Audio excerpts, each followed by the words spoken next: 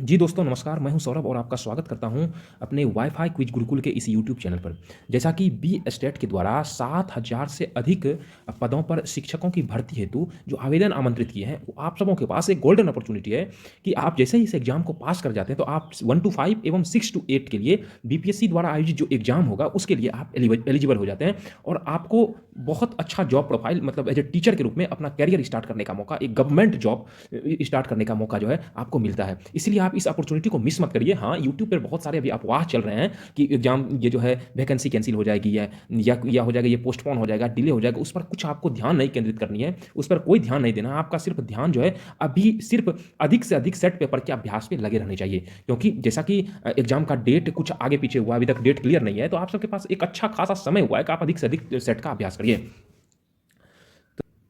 अभी इस test paper में जितने सारे प्रीवियस पेपर हैं ना, जितने सारे प्रीवियस क्वेश्चन हैं और जो मॉडल क्वेश्चन पेपर है, चाहे विभिन्न राज्यों में क्यों ना आयोजित की गई हो, जो स्पेशल टेस्ट के लिए, जो स्पेशल शिक्षक की भर्ती के लिए जो वहाँ पे जो एक ईबीएस करके जो आपका पूछा जा रहा है या सीडीपी करके जो पूछा जा रहा है, मतलब स्पेशल टीचर वालों के लिए ये चीज़ है, तो उस पूरे कलेक्शन को करा दिया जाएगा। तो आपके जितने सारे प्रश्न हैं वो यहीं से रहेंगे, इससे बाहर रहने की संभावना बिल्कुल ही ना के बराबर होगी। इसलिए आप देरी मत करिए और आप लग जाइए और लगातार 2 बार 3 बार 4 बार वीडियो का पूरा अभ्यास करिए। हाँ, इसका पीडीएफ टेलीग्राम हमारे टेलीग्राम चैनल पर उपलब्ध है। आप सबसे पहले टेलीग्राम चैनल से उसको डाउनलोड कर उसका अभ्यास कर लीजिए, फिर उसको 2 बार 3 बार देख लीजिए। इस तरह से आपके सारे कंटेंट का कलेक्शन बन जाएगा। जीएस सेक्शन के लिए आप हमारे प्लेलिस्ट में जो है प्लेलिस्ट के माध्यम से एसपीडी जीएस करके दिया गया है, आप उसका अध्ययन कर सकते हैं ताकि आपको वो बीपीएससी में भी मदद करेगा। और बीएसएससी साइंस करके एसपीडी साइंस करके दिया गया, आप उसका अध्ययन कर लीजिए, तो ये आपको बीपीएससी में मदद कर देगा। हाँ, लेकिन अभी फिलहाल जैसे इसमें मैथ और रीजनिंग का ट्रेंड है, तो मैथ और रीजनिंग का भी सेट पेपर कराया जाएगा। लेकिन फिलहाल अगर आपको करना है तो उसमें प्लेलिस्ट में आप देखिएगा 100 प्लस टेस्ट सीरीज चल रहा है,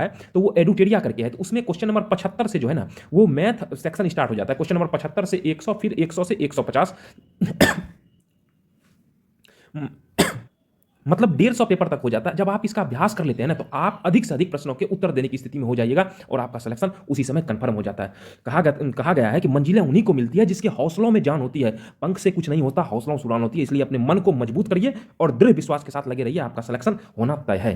अब क्वेश्चन पेपर को देखेंगे। जैसे क्वेश्चन नंबर 1 है, ईवीएस की एक शिक्षिका रश्मि छात्र द्वारा किए गए सभी प्रकार के कार्यों को एकत्रित करती है और प्रत्येक छात्र के कार्यों को अलग अलग फाइलों में संकलित करती है और उसके द्वारा आकलन के निम्नलिखित में से किस उपकरण का उपयोग किया जाता है। प्रश्न को आप लोग क्वेश्चन में ध्यानपूर्वक पढ़िएगा। यहाँ क्या अलग अलग फाइलों में जब किसी चीज को संकलित किया जाता है तो उसको हम लोग पोर्टफोलियो कहते हैं। जैसे शेयर मार्केट में या किसी चीज में पोर्टफोलियो ही मतलब होता है कि एक तरह से उसका संकलन किया जाता है। इस तरह पोर्टफोलियो मतलब एक तरह से कहिए वॉलेट तैयार किया गया, उसी को पोर्टफोलियो कहा जाता है।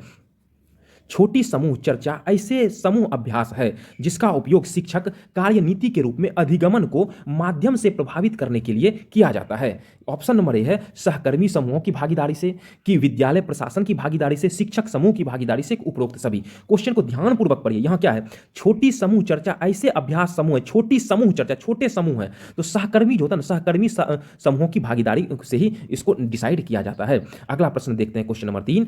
एक ईवीएस शिक्षक के रूप में एक चिड़ियाघर के लिए एक क्षेत्र यात्रा आयोजित करने का मुख्य उद्देश्य होना चाहिए। उसके लिए क्या मुख्य उद्देश्य होना चाहिए, मतलब छात्रों को मनोरंजन और आनंद प्रदान करना है, कि नियमित शिक्षण कार्यक्रम की एक रास्ता में बदलाव लाना है, कि छात्रों को सक्रिय अधिगमन अनुभव प्रदान करना है, कि गुणवत्तापूर्ण शिक्षा पर माता पिता को संतुष्ट करना है। देखिए, भारी भरकम शब्दों पे आपको नहीं जाना है, प्रश्न पर फोकस रहना है और शब्दों के अर्थों को समझना। यहां क्या है, छात्रों की सक्रिय अधिगमन अनुभव प्रदान करना है। अगला नंबर प्रश्न देखते हैं। पर्यावरण अध्ययन के लिए एक आदर्श विषय है। सारे प्रश्न इंपोर्टेंट है, इसीलिए आप इसको निश्चित रूप से इतना बार देख लें कि आपके ये मन मस्तिष्क में अंकित हो जाए, ताकि जब भी प्रश्न नजर से गुजरे तो आपसे गलती होने की संभावना बिल्कुल ही ना रहे। पर्यावरण अध्ययन के लिए एक आदर्श विषय कौन सा है? इसका एक आदर्श विषय कौन सा है? अंतः विषयी अध्ययन इसका एक आदर्श विषय है। उससे संबंधित जो विषय होता है उसका जो अध्ययन किया जाता है उसी को पर्यावरण अध्ययन के लिए आदर्श विषय माना गया है। अगला, इनमें से कौन सा पर्यावरण अध्ययन का भाग है? पर्यावरण अध्ययन का भाग पूछा गया है। विज्ञान सामाजिक विज्ञान से संबंधित मुद्दे, कि पर्यावरण शिक्षा की अवधारणाएं, कि सामाजिक विज्ञान के मुद्दे और सरोकार, कि सामाजिक असमता से संबंधित मुद्दे और सरोकार। इसमें हो जाएगा। यहां क्या पूछ रहा है, इनमें से कौन? पर्यावरण अध्ययन। पर्यावरण अध्ययन में क्या हम लोग अध्ययन करते हैं? तो विज्ञान सामाजिक विज्ञान से संबंधित मुद्दे। जैसे आपका प्रश्न है ना ईवीएस, उसी में कहा जाता है इन्वायरमेंटल स्टडी के साथ में हम साइंस का भी स्टडी करते हैं, तो वही तो इससे पूछ रहा है क्वेश्चन को। निम्नलिखित में से कौन प्राथमिक स्तर पर पर्यावरण अध्ययन के शिक्षक के मुख्य उद्देश्यों में से एक नहीं है? गौर करिएगा, जहां पे नहीं है उसको आप गोला लगा दीजिएगा ताकि आपका फोकस उत्तर पर ही रहे। ये नहीं कि है करके माइंड में है चल रहा है तो यहीं पे गलती हो जाती है, जो कि आपको 1 नंबर 2 नंबर के लिए फाइनल सिलेक्शन रुका है स्टूडेंट का। इसलिए ऐसी गलती आप नहीं दोहराइएगा। तो क्वेश्चन को ध्यानपूर्वक पढ़िए और उसके बाद ऑप्शन पर फोकस करिएगा। यहां पे क्या है, उसके बाद आप ऑप्शन को पढ़िए। वास्तविक दुनिया के अनुभवों के से किए गए अवलोकन और व्याख्या के आधार पर समझ विकसित करना। ये करा वास्तविक दुनिया की बात कर रहा है, लेकिन पर्यावरणीय मुद्दों के बारे में जागरूकता विकसित करना और पर्यावरण से संबंधित समस्याओं के बारे में विश्लेषण और निष्कर्ष निकालना। यह क्या है, पर्यावरण अध्ययन के शिक्षण के मुख्य उद्देश्य, शिक्षण की बात कर रहा है। यहां देखिए, छोटी समूह चर्चा ऐसे समूह अभ्यास है जिसका उपयोग शिक्षण कार्य नीति के रूप में अधिगमन को माध्यम से प्रभावित करने के लिए किया जाता है। कि ईवीएस पाठ्य पुस्तक में शामिल तकनीकी शब्दों से बच्चों को परिचित कराना, ईवीएस से ही रिलेटेड पूछा जा रहा है तो इसका यही होगा। उसमें जो तकनीकी शब्द हैं उसको बच्चों से अवगत कराएंगे। पर्यावरण अध्ययन में सृजनात्मक अभिव्यक्ति क्या है? सृजनात्मक अभिव्यक्ति है पर्यावरण में, तो क्या सृजनात्मक जो है यह संभव नहीं है? सृजन नहीं किया जा सकता। सृजन मतलब कुछ नया चीज निर्माण नहीं किया जा सकता है पर्यावरण अध्ययन में। कि शिक्षार्थियों पर निर्भर है, कि नवाचार के लिए आवश्यक है, कि समय नष्ट करती है। नवाचार के लिए आवश्यक, नवाचार मतलब होता है इनोवेशन। इनोवेशन मतलब नया नया चीज को सृजन करना, उसी को कहा जाता है नवाचार करना। वही है, शब्दों के भाव को आप लोग समझिए। सब भारी भरकम शब्द से घबराना नहीं है, क्वेश्चन को पढ़िए और शब्दों को समझिए, आपका आंसर 100% मिलेगा। और सारे प्रश्न यहीं से आएंगे, सारे प्रीवियस ईयर पे कहीं ना कहीं प्रश्न ये पूछे गए हैं। सोना की सहेली तारा मिजोरम से है और तारा को हिंदी बोलने में परेशानी होती है क्योंकि मिजोरम में बोली जाने वाली प्रमुख भाषाएं हैं। मिजोरम में कौन सी भाषाएं बोली जाती है? तो एक तरह से ये जनरल स्टडीज से संबंधित है। तो यहां खासी और असमी, नाम देखिए असमी है तो मिजोर असमी मतलब असम में बोली जाती है, ये तो नहीं होगा। मिजो, लुई और कुकी, मिजोरम में लुई और कुकी जनजाति भी पाई जाती है, इसलिए वहां पर इस प्रकार की भाषाएं बोली जाती है।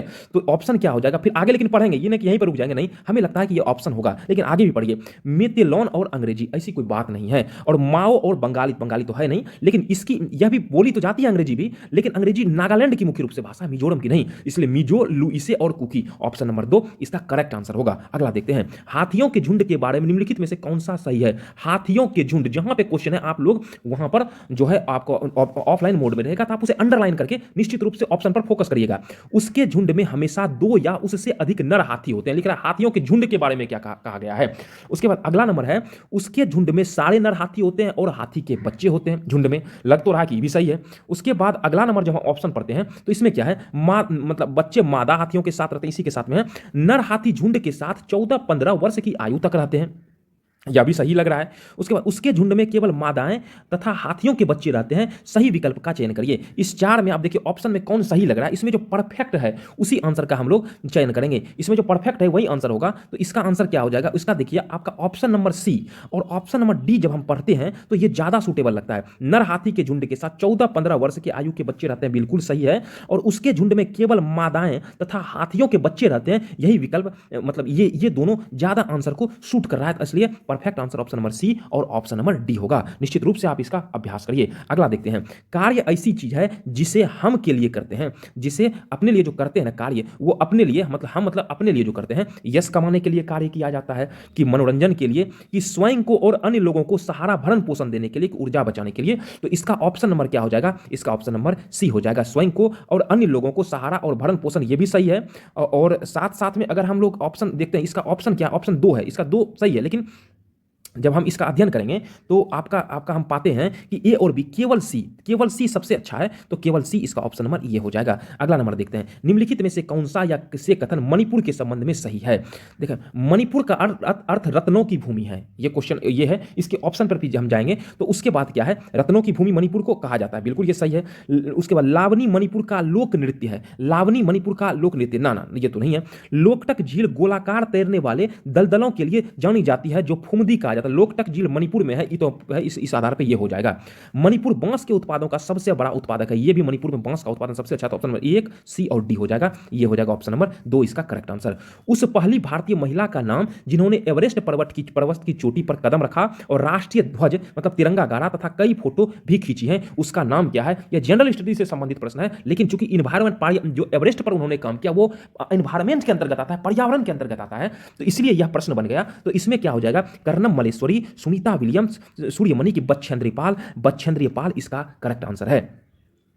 उसके बाद पक्षियों के पंख विभिन्न रंगों, आकारों एवं माप के होते हैं, उनके पंख उन्हें उड़ने में सहायता करते हैं तथा तथा और क्या करते हैं, उड़ने में तो सहायता करते हैं, तथा उसके साथ में क्या आंसर होगा, विभिन्न प्रकार के भोजन खाने में, ऐसा तो कुछ है नहीं, तो इसमें उन्हें गर्म रखने में, विभिन्न तरीकों से चलने में, उन्हें जल शोधन रखने में। देखिए ऑप्शन नंबर हम जब यहां पे देखते हैं ना, तो इसका हमको ऑप्शन नंबर तो इसका जो दूसरा है ना, ये तो करेक्ट है, तो मतलब उन्हें गर्म रखने में तो बिल्कुल सही है, विभिन्न तरीकों से चलने का तो कोई असर नहीं, उन्हें जल रोधक रखने में, जल रोधक मतलब जल से बचाता है, जल से उसको से वर्षा वर्षा होता है तो उसको जल रोधक का काम करता है, उसके बल ताकि शरीर का टेम्परेचर बना रहे। तो ऑप्शन नंबर बी और ऑप्शन नंबर डी जहां है वह उसका आंसर हो जाएगा।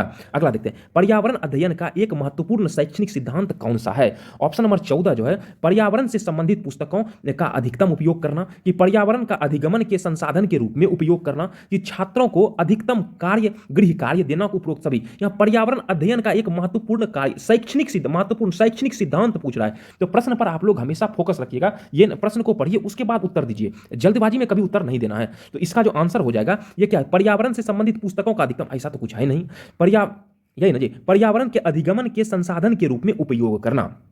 तो इसका ये लग रहा है कि ये होगा, आंसर होना चाहिए, लेकिन फिर भी हम आगे बढ़ेंगे। छात्रों को अधिकतम गृह कार्य, ये तो है नहीं, जब पहला ये नहीं हुआ तो ऑल ऑफ दीज नहीं होगा, तो इसका आंसर हो जाएगा ये ऑप्शन नंबर बी। आगे देखते हैं, जो पशु अंडे देते हैं उनकी निम्नलिखित विशेषताएं होती है। जो पशु अंडे देते हैं उनके बाहरी कान एवं शरीर पर बाल होते हैं। क्या यह सही है कि उनके आंतरिक कौन होते हैं, उनके आंतरिक कान होते हैं और शरीर पर बाल नहीं होते हैं, और उनके बाहरी कान होते हैं और शरीर पर बाल नहीं होते हैं। ठीक है, आंतरिक कौन है, ये बाहरी कौन है, अंदर कौन है, एक बाहर कौन जो दिखता है, उनके आंतरिक कौन और शरीर पर बाल होते हैं।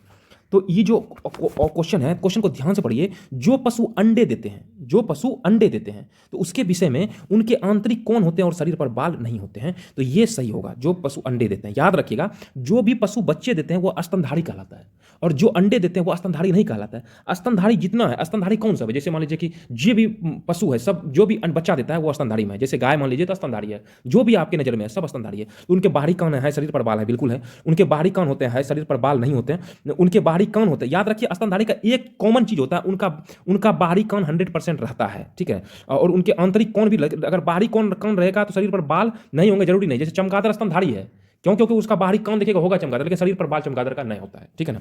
उनके आंतरिक कौन है, शरीर पर बाल होते हैं, उसका आंतरिक कौन है, कुछ का अंदर में कौन होता है लेकिन शरीर पर बाल, शरीर पर तब उसका बाल होगा, ये दोनों रहेगा, आंतरिक कौन है बाहरी कौन, लेकिन ये उनके आंतरिक कौन है, शरीर पर बाल नहीं है, नहीं तो बाले है शरीर पे, नहीं तो उनका नहीं तो बाहर काने हैं, तो नहीं होगा। ठीक है, आगे देखते हैं।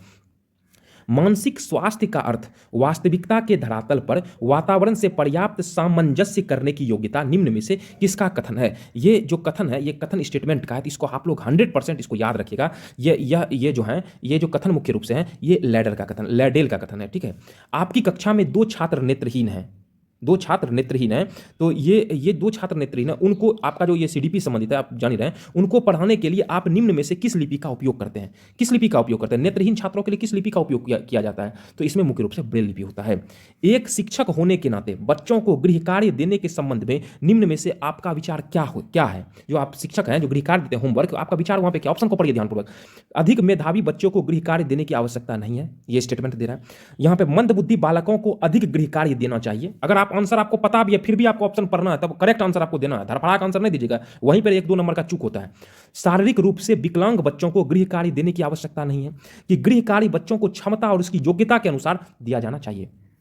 तो इसका जो मुख्य रूप से आंसर होगा तो ये हो जाएगा, गृह कार्य बच्चों को जितनी क्षमता है, जितना क्लास का है, छोटा क्लास का है तो छोटे हिसाब से देंगे, बड़ा क्लास का है तो बड़ा हिसाब से दीजिए, और उसकी योग्यता जिस क्लास में पढ़ता है उसके अनुसार से, जो उसकी योग्यता है उसके अनुसार दिया जाना चाहिए। पहला के साथ दूसरा, 8वां 7वां, बड़ा जिस तरह से स्टैंडर्ड क्लास होते जाता है तो उसकी क्षमता बढ़ती जाती है, मतलब क्षमता मतलब पोटेंशियल बढ़ते जाता है, काम करने का जो क्षमता है ना बढ़ती जाता है। जैसे बचपन में लोग काम कम कर, जैसे जैसे बड़ा होने लगता है उसी तरह काम का उसका क्षमता बढ़ जाता है। ठीक है, जैसे मान लीजिए कि हम 1 रोटी खाते हैं, क्षमता को समझिए, 1 रोटी खाते हैं, ठीक है, लेकिन बच्चा छोटा बच्चा होता है, जैसे मान लीजिए कोई 1 रोटी का, जैसे बड़ा हो रहा है तो 2 रोटी 3 रोटी, उसका क्षमता बढ़ रहा है खाने का, वही चीज है।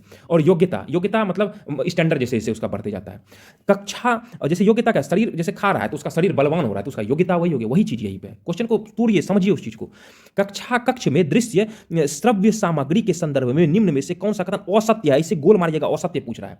यहाँ दृश्य श्रव्य सामग्री, दिखने वाली और सुनने वाली वस्तु, यही है ना, दृश्य मतलब दिखने वाली, श्रव्य मतलब सुनने वाली, सामग्री मतलब वस्तु। क्वेश्चन को इस तरीके से टैकल करिएगा तो गलती बिल्कुल नहीं होगी और आपका सही होगा। सिलेक्शन तो कंफर्म, याद रखिए, सीट वैकेंसी खाली जा रही है, आप लोग सिर्फ पास कर जाइए। बी स्टेट बहुत अच्छा अपॉर्चुनिटी है, आपको बीपीएससी एग्जाम में अपीयर होने का मौका मिलेगा और निश्चित रूप से आप लोग एक बहुत रिस्पेक्टेड पोस्ट, बहुत सम्माननीय जो होता है जॉब होता है, एक जबरदस्त जॉब प्रोफाइल आपको एज ए टीचर के रूप में आप अपने करियर की शुरुआत करिएगा। इसलिए जान लगा दीजिए अपना, या तो जान लगा दीजिए, या तो फिर जाने दीजिए वैकेंसी को। क्या दिक्कत है, वैकेंसी तो आ रही है, जा रही है नज़र से, पढ़िएगा नहीं तो कहाँ से होगा। इसलिए खूब मेहनत करिए, होगा क्यों नहीं, होना है। यह क्या, ये सामग्री छात्रों की रुचियों को उत्तेजित करती है और इन सामग्रियों को कक्षीय शिक्षण के स्थान पर प्रयोग किया जा सकता है। ये सामग्री मंदबुद्धि छात्रों में अधिगमन को सुलभ बनाती है। तो इसका जो आंसर ऑप्शन नंबर डी है, इन सामग्रियों के प्रयोग से शिक्षण कार्य सरल हो जाता है। यहाँ दृश्य सामग्री क्या है, इसका मुख्य रूप से क्या हो जाएगा कि इन सामग्रियों को कक्षीय शिक्षण के स्थान पर प्रयोग किया जा सकता है। ये कक्षीय शिक्षण जो होता है ना, उसके स्थान पर प्रयोग किया जा सकता है। दृश्य श्रव्य दिखने वाली और सुने, तो कक्षीय जो शिक्षण होता है, कक्षा में जो पढ़ाने का जो तरीका होता है, उस जगह पे हम लोग इस सामग्री का इस्तेमाल, जैसे नहीं देखते हैं स्कूल में रहता है एप्पल का फोटो बना रहता है, वहां पे कहीं पे बॉल का फोटो, कहीं पे किताब का फोटो, जो जिस अनुसार से बच्चा को देखो एप्पल, बच्चा भी समझ लेता है, देखो बॉल, देखो किताब, वही होता है भैया दृश्य और सुने। कहीं पर मान लीजिए कि साउंड सुनाना है तो वही होता है ना, बच्चा सब कैसे होता है, खिलौना देते श्रव्य से पहचान जाता है। तो उसी अनुसार से हम इस सामग्री का, इन सामग्रियों कक्षीय शिक्षण के स्थान पर प्रयोग किया जा सकता है। एक शारीरिक विकलांग बालक के लिए विद्यालय में निम्नलिखित में से क्या आवश्यक रूप से होना चाहिए, होना है नहीं है, होना चाहिए पूछ रहा है। यहां क्या है, बालक के लिए कक्ष में प्रवेश को उचित सुविधा का प्रबंधन।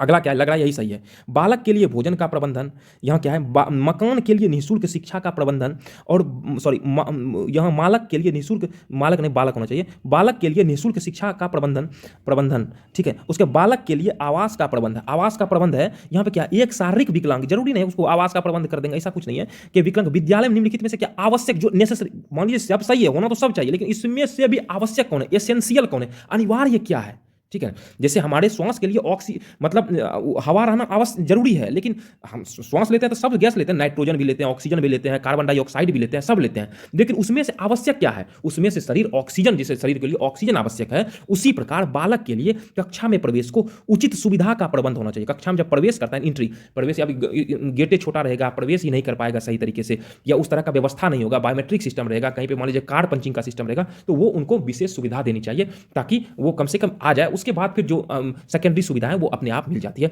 इस प्रकार से आपका जो यह मॉक टेस्ट पेपर है उसको कंप्लीट किया गया है। हाँ, अगर हमारा प्रयास आपको अच्छा लगे तो वीडियो को लाइक करिए और चैनल को सब्सक्राइब करिए, और अपने एक दोस्त जो भी इस एग्जाम का, जो शिक्षक का एग्जाम का तैयारी कर रहे हैं, तो वो उन पे कम से कम एक ग्रुप में आप शेयर करिए, ताकि हम आपके लिए अच्छे से अच्छा कंटेंट उपलब्ध कराते रहें।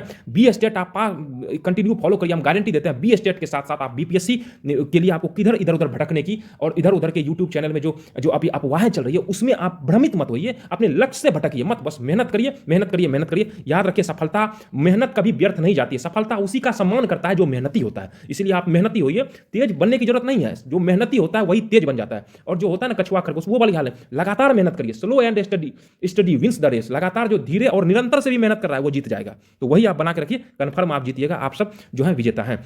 धन्यवाद।